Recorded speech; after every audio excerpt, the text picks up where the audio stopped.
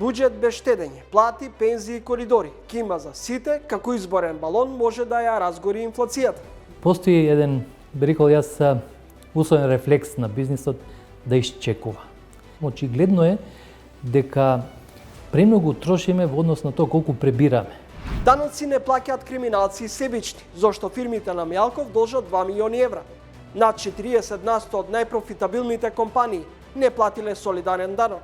Генерално не, значи може да се покране стечај, но овде треба да се покренат алатките за наплата, кои што се уредени со законот за даночна постапка.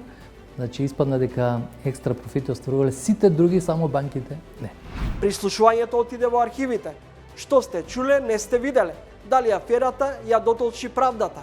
Кое е правото на судот или на судскиот совет да излезе со изјава донесување ваков закон е упад во судскиот систем? Не е потребно и неаналитично се дава изјави дека ова е неказнивост, дека ова води кон не знам што и така натаму. Не, ова води кон правна сигурност. Обвинителите инертни, судиите без авторитет, колку адвокатите се во кругот на застарување.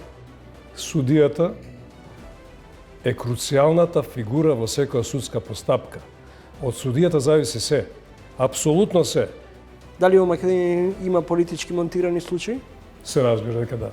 Ова пресуда не носи до некоја потенцијална цензура. Гледате Трилинг вечерва 20 часот и 45 минути.